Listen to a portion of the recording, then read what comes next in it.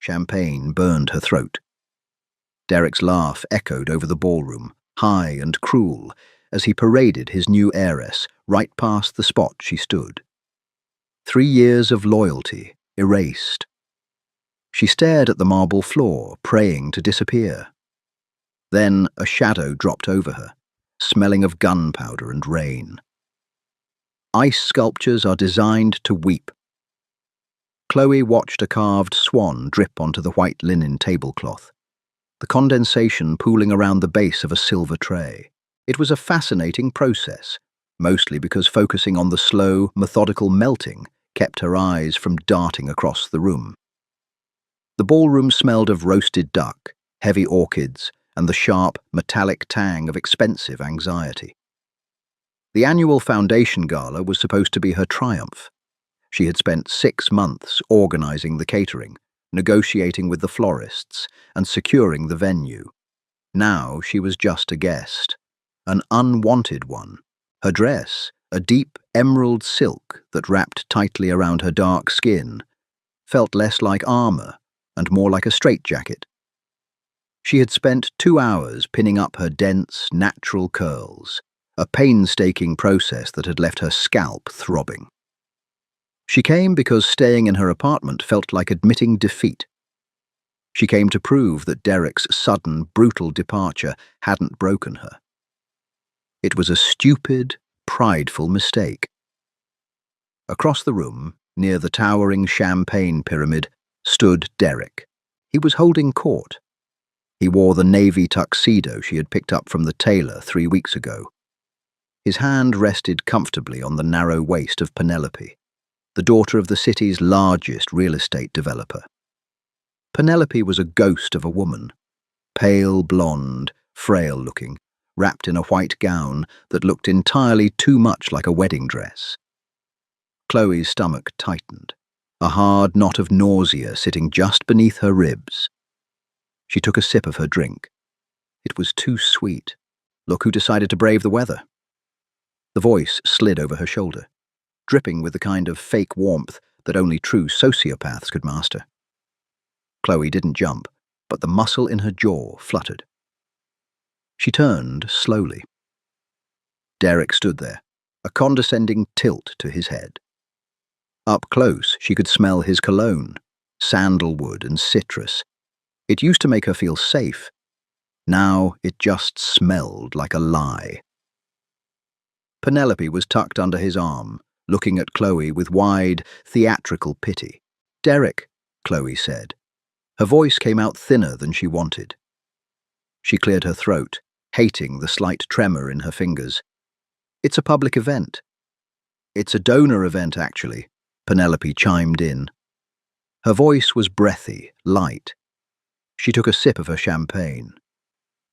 "But it's so sweet of you to come support Derek's charity, even after everything." The everything hung in the air like exhaust fumes. 3 years together. An engagement ring that Derek had quietly taken back under the guise of getting it resized, only for Chloe to find him packing his bags the next morning. "It's not you, it's the trajectory of my career," he had said, staring at a spot on the wall next to her head. "I organize this charity," Chloe said, the words flat and defensive. She hated herself the second they left her mouth. It sounded desperate. A few people in the surrounding circle, investors, board members she had dined with, stopped their conversations to watch. The silence spread outward like a ripple in a dirty pond. Derek sighed, a heavy, performative sound. He looked at the surrounding guests, offering them a small, apologetic smile, playing the tired, patient man dealing with a hysterical ex. "Chloe, let's not do this here," Derek said, lowering his voice just enough to make it seem intimate, though everyone could still hear. "I know you're hurting. I told security to let you in because I didn't want to make a scene at the door. But standing in the corner, staring at us, it's a little pathetic, don't you think?" The word hit her sternum like a physical blow. Pathetic. Heat rushed up her neck, burning her cheeks. She felt the heavy stares of the predominantly white, wealthy crowd pressing in on her. She was acutely aware of her differences. Her rich brown skin, the bright green of her dress, the sheer fact that she didn't possess a trust fund to shield her from the brutal reality of the room. She was exposed. "I wasn't staring at you," Chloe managed, but her voice cracked on the last syllable. Penelope let out a soft, tinkling laugh. "It's okay, Derek. She's probably just shocked by the ring." Penelope raised her left hand, wiggling her fingers. A massive princess-cut diamond caught the chandelier light. He did upgrade after all. The cruelty was so casual, so effortless. Chloe's vision blurred at the edges. She wanted to throw her drink in Derek's face. She wanted to scream, but her body betrayed her. Her chest seized, and when she took a step back, her heel caught on the thick hem of her silk gown. She stumbled, her hand jerked, and the sticky, sweet cocktail splashed over the edge of her glass, soaking into the front of Penelope's white dress. Penelope shrieked. It was a sharp, needle-like sound that cut through the background cello music. "Oh my God," Penelope gasped, backing away as if she had been burned with acid. "Chloe, what the hell is wrong with you?" Derek snapped, his veneer of patience instantly evaporating. He grabbed a napkin from a passing waiter, dabbing frantically at Penelope's dress. "It was an accident," Chloe stammered, her hands shaking so badly she couldn't hold the glass straight. She dropped it. It shattered against the marble floor, the sharp crack echoing through the sudden quiet of the ballroom. Whispers broke out. "Can't believe she showed up." Totally unhinged. "Security should—" Chloe knelt, instinctively trying to pick up the jagged pieces of crystal, her fingers trembling. A piece of glass bit into her thumb. A small bead of dark red blood welled up, contrasting against her dark skin. She stared at it, her mind blanking. The humiliation was absolute. It coated her throat, making it impossible to breathe. She was kneeling in a puddle of cheap liquor and blood, surrounded by people who were looking at her like she was a rabid dog that had wandered indoors. "Just leave, Chloe," Derek said, standing over her. His voice was cold, stripped of any history they ever shared. "Before I have you thrown out." She closed her eyes, preparing to push herself up, grab her clutch, and make the agonizing walk of shame to the exit doors. Then the ambient noise in the room simply stopped. It wasn't a sudden silence, but a rapid dying away of sound, like oxygen being sucked from a vacuum. A pair of shoes stepped into Chloe's line of sight, black leather Oxfords. The leather wasn't just polished. It looked lethal. No scuffs, no creases. A hand reached down. It was a large hand, the skin a pale, golden undertone, the knuckles dusted with faint, white scarring.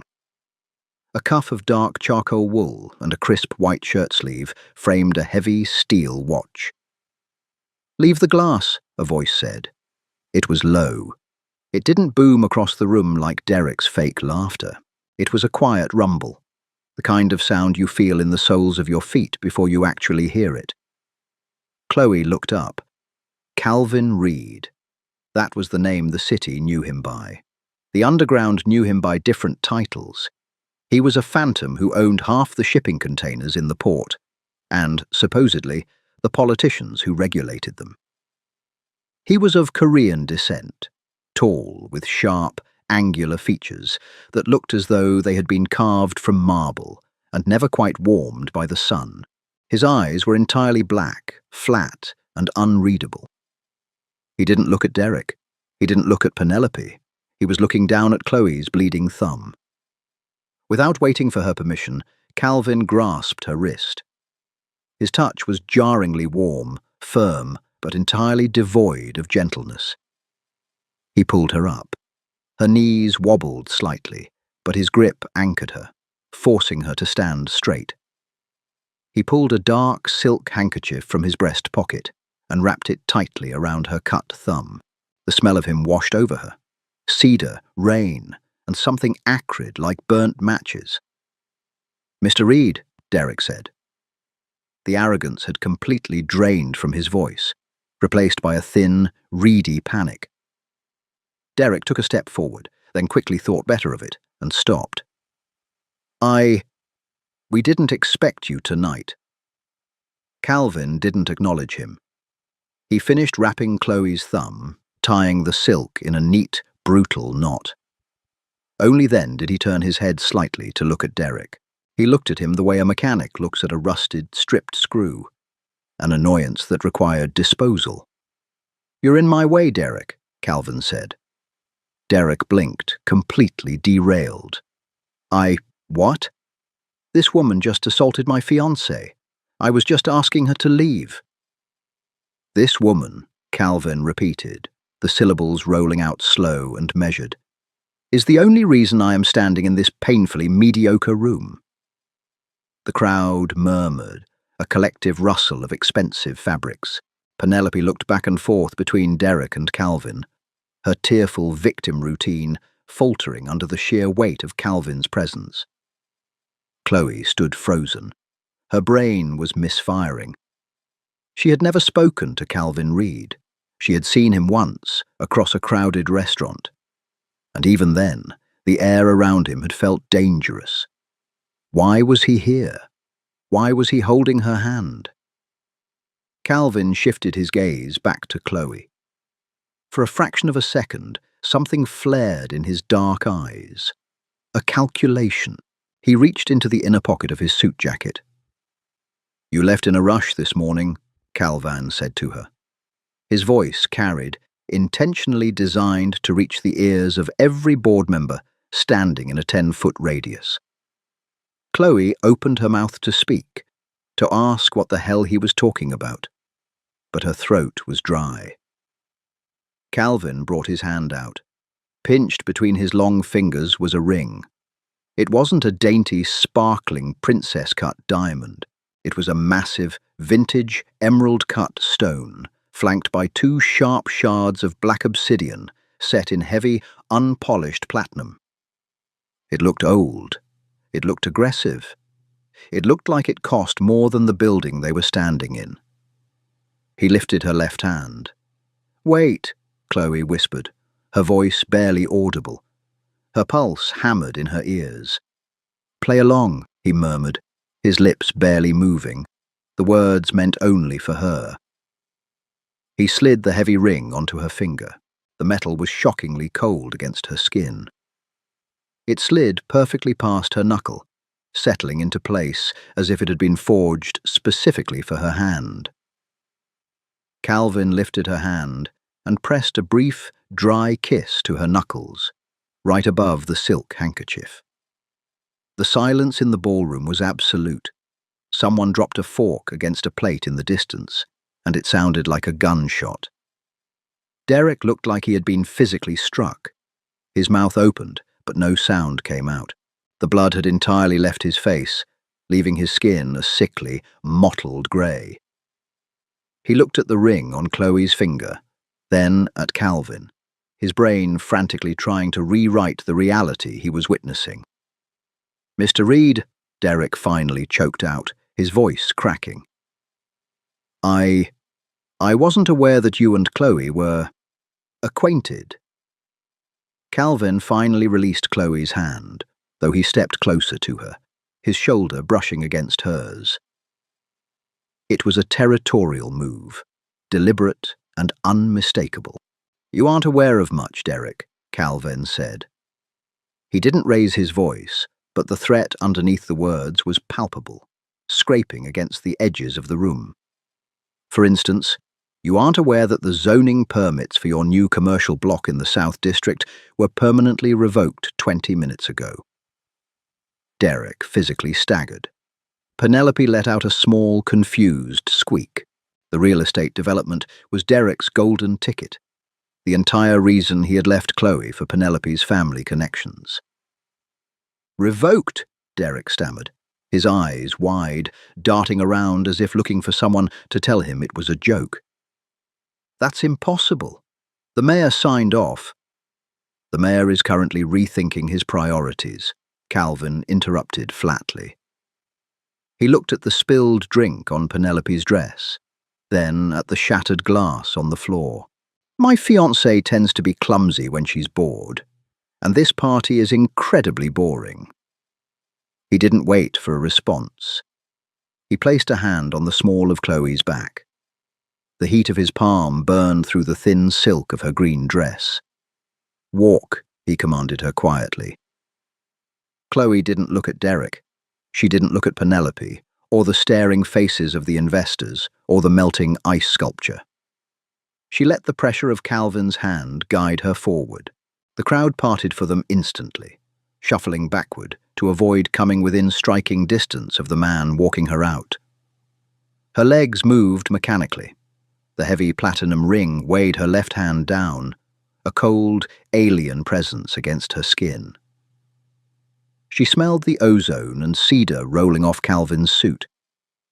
They passed through the heavy mahogany doors of the ballroom and out into the cool, quiet hallway of the hotel. The noise of the party vanished, cut off by the closing doors. As soon as they were out of sight, Calvin's hand dropped from her back. The sudden absence of his heat left a cold patch on her spine. He didn't look at her. He kept walking towards the valet stand at the end of the hall, his stride long and purposeful. Chloe stopped. She looked down at the massive, terrifying ring on her finger. Her thumb throbbed beneath the silk handkerchief. "Who are you?" she asked, her voice finally finding its footing, raw and completely stripped of pretense. "And why the hell did you just do that?" Calvin paused. He turned slowly, the overhead lights casting harsh shadows across his face. He looked at her not with warmth or rescue or romance. He looked at her like a chess piece that had just executed a perfect bloody maneuver. "Derek has been a nuisance to my operations," Calvin said simply, his dark eyes locking onto hers. "You presented an opportunity to break his focus. I took it." Chloe stared at him, the cynical reality washing over her. There was no knight in shining armor. There was just a predator using her to maul another predator. She looked at the ring, then back at him. "So this is fake." Calvin's lips twitched, a millimeter of a smirk that didn't reach his eyes. "The engagement is a strategic fiction," he said quietly. "But the ring, Chloe, is very, very real. And as long as it's on your finger, you belong to my game." Rain began to fall the moment they stepped past the hotel awning. It was a cold, driving drizzle that instantly plastered runaway strands of Chloe's dark hair to her cheeks. She shivered, pulling her arms tight across the emerald silk of her dress. Calvin did not offer her his jacket. He simply kept walking, his stride devouring the wet pavement until they reached a sleek, terrifyingly dark town car idling at the curb. A driver materialized from the shadows, opening the rear door. The interior smelled intensely of conditioned leather, petrichor, and a faint metallic trace of something that distinctly reminded Chloe of a freshly fired weapon. She slid into the back seat. The upholstery was freezing. She pressed her knees together, painfully aware of the sudden, suffocating quiet as the heavy door slammed shut behind Calvin. The glass partition separating them from the driver was already raised.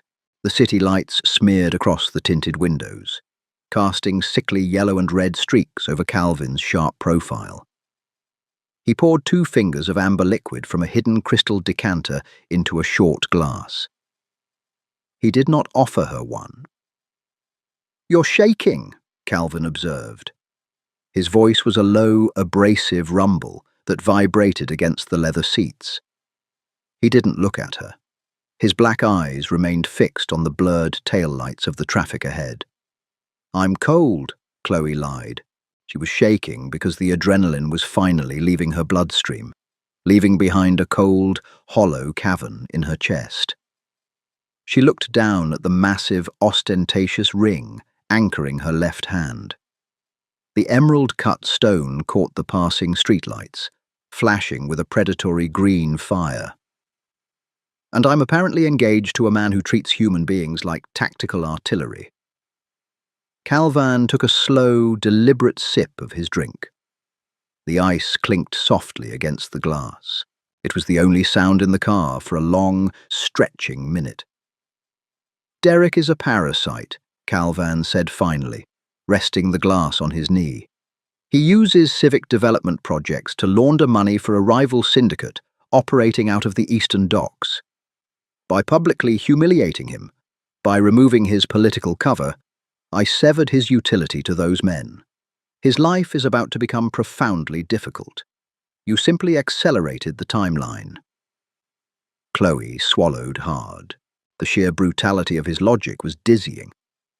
"So I was just a convenient weapon, a distraction." Calvan turned his head, his gaze sliding over her. It was a physical weight, his stare. It evaluated the tension in her jaw, the defensive posture of her shoulders, the dark blood seeping through the silk handkerchief on her thumb. "You were a very effective distraction," he corrected quietly. "But do not mistake convenience for coincidence. I knew exactly who you were before you dropped that glass." Chloe's breath hitched.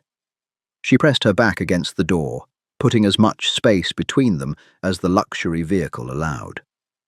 "You investigated me?" "I investigate anyone adjacent to my enemies," Calvin replied smoothly. Chloe Hayes, 30 years old, independent event coordinator. Bank accounts steadily depleted over the last 3 years to support Derek's burgeoning political ambitions. You paid his tailor. You paid the caterers for his networking dinners. You built his foundation from the ground up, only for him to abandon you for Penelope's generational wealth when your usefulness expired. The clinical recitation of her failures felt like acid poured directly onto open skin. She hated the accuracy of it.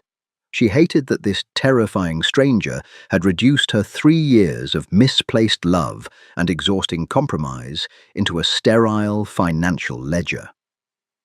"Stop," Chloe whispered, her voice cracking. She squeezed her eyes shut, fighting the sudden, humiliating sting of tears. "Just stop. I didn't ask for a psychological evaluation." A profound silence filled the car. When Chloe opened her eyes, Calvin had leaned forward. The distance between them had vanished. He smelled like cedar and danger. His hand reached out, his long fingers carefully grasping her left wrist. He brought her hand toward him, examining the blood-soaked silk wrapped around her thumb. "You bleed for a man who would step over your corpse to secure a zoning permit," Calvan murmured, his voice dropping an octave. The roughness in his tone wasn't sympathy. It was a brutal, abrasive truth. "Stop playing the victim, Chloe. It doesn't suit your intelligence." He released her hand, leaving her skin buzzing from the sudden absence of his touch. He leaned back into the shadows of the car, his expression entirely unreadable. "Tomorrow, my team will move your belongings from your current apartment," Calvan instructed, his tone shifting back to pure business. "You will be relocated to a secure penthouse in the financial district. You will be provided a wardrobe, a schedule, and an itinerary. For the next 6 months, you will act as my devoted fiancé. You will attend galas, you will smile for the cameras, and you will project an image of untouchable stability." Chloe stared at him, her mind frantically trying to process the absolute insanity of his demands. "And if I say no? What if I walk out of this car right now and throw this ring into the nearest storm drain?" Calvin's lips curled into a faint, dark smirk. It was a terrifying expression. Then Derek realizes tonight was a bluff. He recovers his political standing, and you go back to being the humiliated ex-girlfriend who threw a tantrum at a charity gala and ruined a rich girl's dress. You go back to nothing. He leaned closer again, the smell of his cologne intoxicating and sharp. Or you stay. You wear my ring. You play my game. And you watch me dismantle his life, brick by brick. The cynical, bruised part of Chloe's soul, the part that had watched Derek parade his new heiress around the room, leapt at the words. It was a Faustian bargain, wrapped in platinum and presented by a monster.